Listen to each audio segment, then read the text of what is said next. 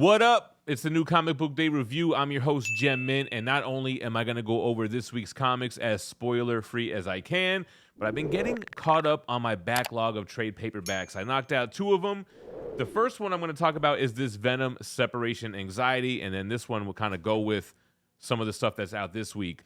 So, Venom Separation Anxiety by writer, legend extraordinaire, David Michelinie. He's joined by Sandoval, Nava, and Ferraro Jr. This is the King in Purple. So the synopsis of this story is basically, what if the Purple Man from Jessica Jones from Alias lore got himself a little piece of symbiote? He's already deadly enough where he can make you do whatever he says just with a command. This kind of ties into a Doctor Doom, Emperor Doom graphic novel where they took a piece of Purple Man's hair off his head and they compressed it into this diamond, this psycho prism thing that they were trying to use to take over the world. I guess the idea is they could amplify the Purple Man's powers over the entire globe and Doom would rule all. So that's where you get this kind of symbiote version of the Purple Man. It takes place early in Venom's career, shortly after becoming the Lethal Protector. It's a 5-issue miniseries. I really dug it. They went out of their way to kind of make it look aesthetically like a 90s Venom miniseries. You can kind of tell just like these little sections where they intentionally do some dope-ass art. So sometimes it's kind of your random panels here and there, a little bit more of a modern style. But every now and then you'll get like this big, that was a pretty good example, but you'll get this pretty big example of just like some dope symbiote action. So I am glad I read this. I know that David Michelinie did a Lethal Protector miniseries that came out before this as well. I kind of need to go double back and pick that up, but kind of happy I'm going through these trades and finally getting caught up on some of these issues. And I only have one title from DC this week besides the Batman Deadpool mashup, but we have Absolute Flash. We're on issue number 7 by Jeff Lemire, Moore, and Lucas. Good issue. You got Wally West with not even Gorilla Grodd, with Monkey Grodd. They're on their own. They're running from the army. They're running from everybody. And there's this big thunderstorm that happens, scares Gorilla Grodd, kind of like how your pet dog would be during a thunderstorm. And it's something that you would think the Flash would easily be able to escape, but he's kind of low on calories, so he messes around and gets captured. So it's a pretty cool issue. It's the end of this arc. We get another weapon that shows up from Star Labs or whatever they call it in this universe, and kind of where we're heading with this run moving forward. The next arc is the Cosmic Treadmill, so I guess we're going to be doing some time traveling. Good issue, good art, exciting stuff. All right, let's do some of the indie stuff next. So, a spin-off from the new ongoing TMNT series, we've got the Casey Jones miniseries. Fresh off being shot by the new, whoever it was, the new mayor, DA, whatever the new bad government guy is, he's recovering from that, and we're finding that we're in this world where mutants are being hunted for sport.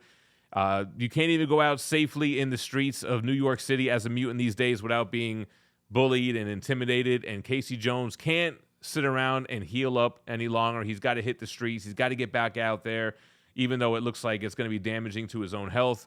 The Turtles show up. Great interactions between Casey and them. The dialogue here is really fluid. Who is this? Alex Packendall. He's joined by Amance Nguyenpan and Luis Antonio Delgado. I thought the writing was very modern, but it didn't feel cringe or cheesy. The art was good, and I'm digging following this new offshoot to the TMNT run. Good stuff. One of the best titles out right now, we have the Invincible Universe Battle Beast, issue number 5, Robert Kirkman, Ryan Ottley, Annalisa Leone. So the whole Prince Salika, the guy that's kind of trotting along with Battle Beast in this starship, trying to find a worthy opponent. They end up at the prince's homeworld, and it looks like the prince, he was telling the truth the whole time. So we find out a little bit more of his origin. It seems like there's going to be this ongoing trope that he keeps getting half of his torso ripped off. But the whole thing is that you have this brother-sister combo. You have Colossus and Juggernaut, I guess a nod to the X-Men, and Juggernaut being the sister that the Battle Beast is showing up to fight. So really it's a lot of background on this home world, the prince, like I mentioned. But then we finally are going to lead into this big fight, and we'll see if this Juggernaut has what it takes to take out the Battle Beast. Great series. The art is amazing. It's funny. It's a quick read, but it's a good one every week. Or a month, or whenever it comes out. Then from the Energon universe, we have G.I. Joe with issue 11, wrapping up this whole cover girl Baroness, Major Blood, the Raptor. That whole thing gets resolved here. It was kind of like a Star Trek, fight to the death, whoever wins can go free type of thing, all while threatening Baroness's parents in Paris from the Raptor, the flying guy. This guy you can see on the back here. So it was cool. A little bit of some cliche, some tropiness going on here, but I definitely dug it. Excited to see where G.I. Joe goes with the next run. This is by Joshua Williamson, Andrea Milana, and Lee Luridge. Some cool stuff here with Destro and Cobra Commander as well, tying it into the Transformers. You get some stuff with Hound right in the beginning here. So I like how this universe is connecting. It all ties into each other. The whole Energon, the dirty Energon that the enemies in the G.I. Joe run are using. Cool stuff. So I wouldn't say that this week there was a pick of the week. Like, there wasn't the weakest book. There wasn't anything that I read this week that I just didn't like. But I would think that Ghost Pepper issue 3, it was my least favorite this week. It was kind of slow. This is by Ludo Lullaby and Andriano Lucas. Yeah, so you have Ash with this food truck server. They're just basically on the run here. Kind of just foreshadowing, like in issue 2, that there are other characters. There are others like our character Ash that are super strong, kind of like all white and white hair, and that they're kind of hunting them down as well. Again, not much going on, not much to even talk about with this one. It was just okay. It's supposed to be like the comic book manga from this French creator. I just thought this issue was kind of slow. All right, and the last physical one from the indies, we have Good as Dead, issue number 1 by David and Maria Lapham and D. Canufi. So this is a creative team from Stray Bullets. This was an oversized issue, almost like a square-bound issue.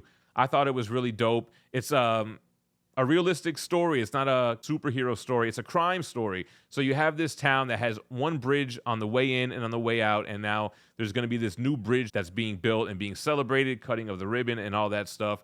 The problem is that the family that controls that bridge is a crime organization, and they don't like the fact that there's going to be this another way in and out of town. So that's one aspect of the story. We're following the police officer that is investigating a man that parked himself on said bridge and lit himself on fire. Through his investigations, he gets poisoned. Somebody is out there trying to cover up what's going on with this murder, suicide, or whatever it was, and the family is not letting go of their grasp of the town. So nice crime drama type of vibe. Give you an idea of the artwork here.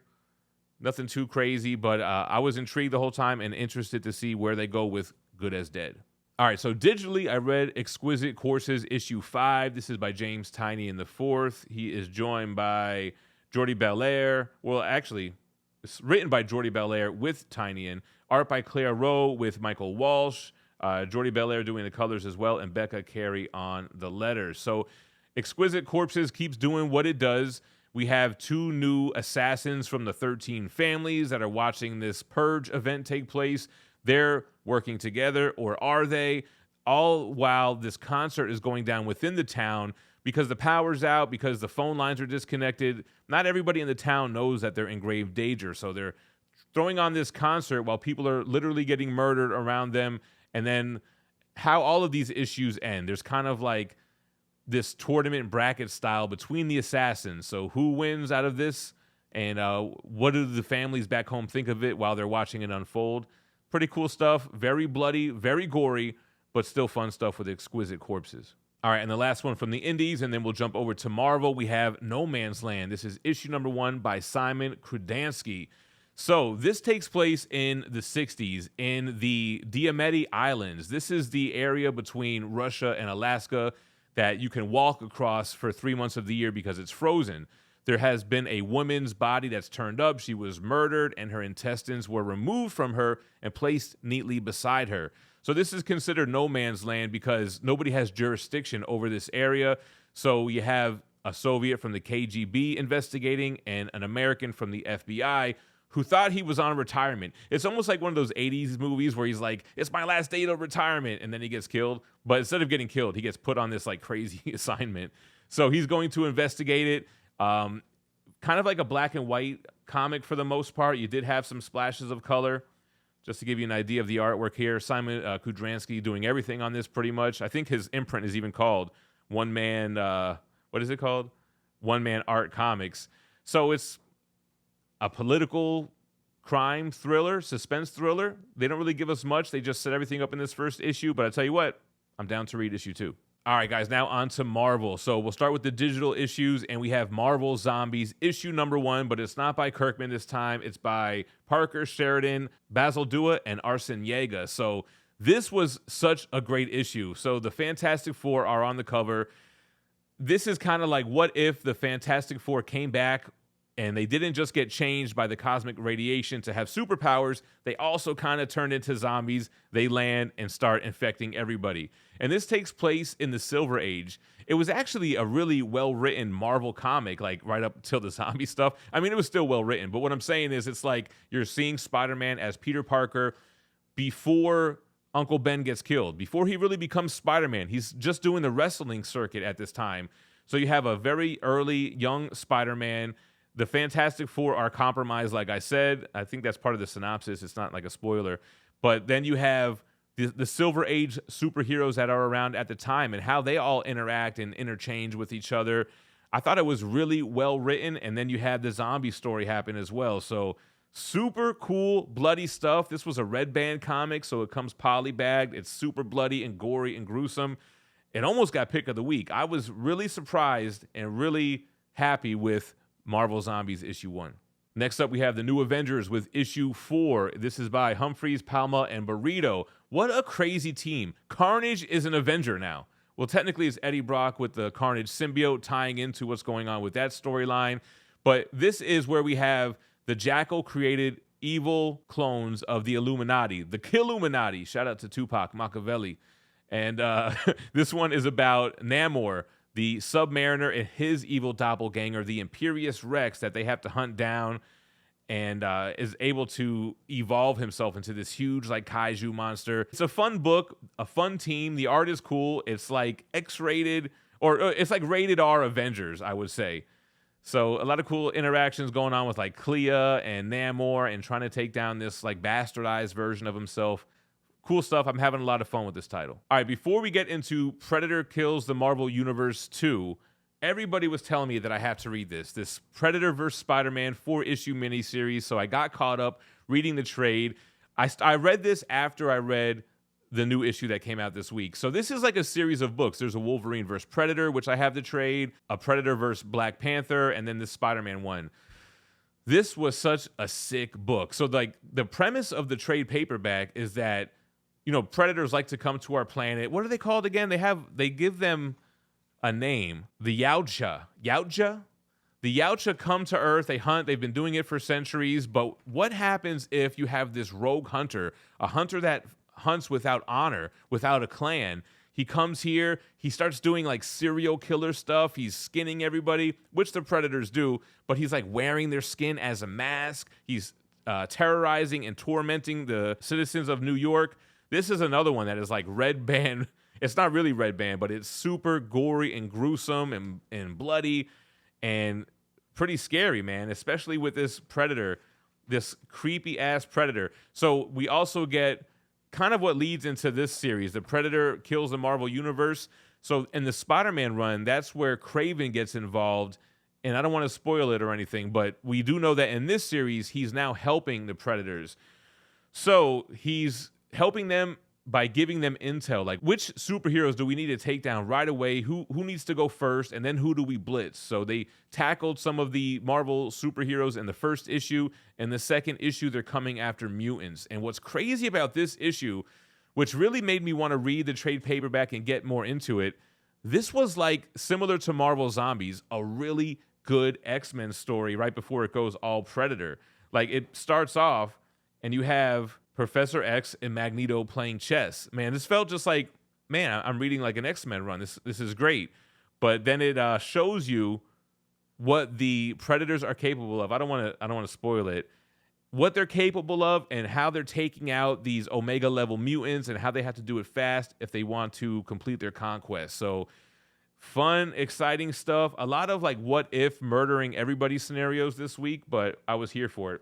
So that's everything digitally. We got a couple issues left. If you guys missed out on any of those San Diego Comic-Con exclusives, look no further than That Spider-Man booth on Whatnot. They've got the Invincible Universe Battle Beast exclusive by Ryan Otley, the Marvel Swimsuit Special by Rose Besh, and they even got that rare Jim Lee Hush 2 black and white cover. Make sure to bookmark That Spider-Man booth's upcoming shows and give them a follow. And we are back with Amazing Spider-Man issue 12. What is this, dropping weekly? It's got to be like bi-monthly or something. But Joe Kelly, Ed McGuinness, Rathburn, and Menez. So we find out who is behind the Spider-Man mask in the last issue. In this issue, now other people are starting to find out. And from what you can see on the cover, the other Spider-Verse characters finally confront Spider-Man, and they find out who he is. Here's kind of like a nice little introduction. The artwork was great, though. You got Ed McGuinness on here, and Joe Kelly is writing his ass off, cranking these issues out. This issue was basically catching up the characters in the comic book with what we learned last issue. We learned where the real Peter Parker is. We learned who is wearing the Spider-Man outfit. Now, what's also cool about this is that the Gwen Stacy Spider-Man, I said that when that issue number 1 came out, she is in our universe. So what happens when a character familiar with Gwen Stacy runs into her again? I don't want to give any spoilers, but that's what goes on here. It was a cool issue. I dig it, even though I don't love all of the other Spider characters. Silk, Spider-Boy, you got some other guy I don't even know. I didn't love all that, but I do like where this story went, and this one pushed it along just fine. ASM. All right, on to Fantastic Four, issue 3. This is written by Ryan North. He's joined by Humberto Ramos, Olanzaba, and Delgado. What a great issue. So we know from the last 2 issues how Doctor Doom was playing with time. He's the Sorcerer Supreme, so think Time Stone. And basically every time he's losing, he figures out how to avoid that, resets it, and the Fantastic Four can never win. And they play with the idea of save states in here. And if anybody else is a gamer like your boy and uses in-game exploits like save states, you know you've done that save state one time where you saved it at the wrong point and you respawn just to get killed every time. They kind of play with that idea in this issue. Here's like a little look at Sorcerer Supreme Doom. So I thought that was pretty clever and super funny and relatable, #relatable. And check out, they got Humberto Ramos doing some crazy stuff with Reed Richards, stretching out his eyeballs and all his appendages to take a look at, I forgot what they're looking at, the machine that was resetting time. Great issue. So I guess this ends this arc. I'm digging Fantastic Four. Been a fan. We'll continue to read. And now, ladies and gentlemen, we have our pick of the week, and it is none other than the Deadpool Batman crossover, the Marvel vs. DC event that is back with not only that issue, but there are like 5 little backup issues here. So the main issue, the Batman Deadpool story, is by Zeb Wells with Greg Capullo, Townsend, and Sinclair. And then there's a bunch of other team-ups that we'll look into. But the Merc with the Mouth was hired to take out Batman. And this was, I want to say it was published by Marvel. I don't know who published it. I think it was Marvel, though, but it read like a DC book. Like the way that Bruce Wayne was depicted, Wayne Manor, feels very DC, and then boom, Deadpool shows up. And there are some great interactions between Deadpool and Batman. It's not just super slapsticky, like it's legitimately funny. A lot of great stuff. Of course, the Joker shows up, and some cool stuff happens with that interaction with Deadpool.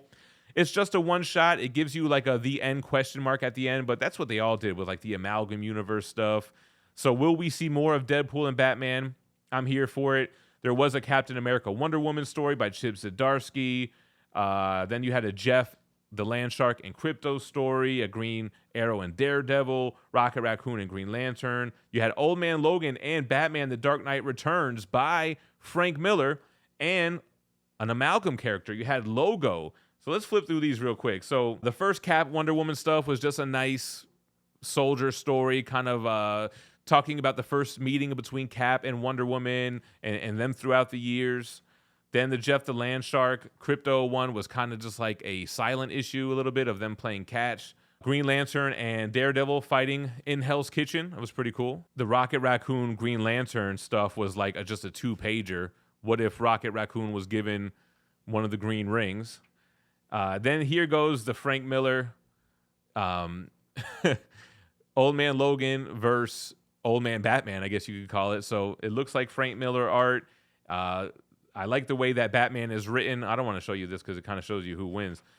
So you have that. And then you have like the new amalgam character logo, which is Logan and Lobo. I feel like it should have been like Loberine or something like that. Yeah, so you have like this new mashup of a character. It's everything that you would expect out of Lobo mixed with Wolverine, but I had the most fun reading this issue. I think that Marvel Zombies was another contender for pick of the week. Man, maybe even Battle Beast, but that's what I read for this week, plus some trades. I'm going to try to continue to get caught up on these trades. I'm looking over here. I got a stack of about 20, including a lot of trades that'll get me caught up on some ongoing series like X-Men, Uncanny X-Men, the new Wolverine or the current Wolverine, and so on. Let me know what you thought about this week in the comments down below. I appreciate you watching. Stay minty fresh. Peace.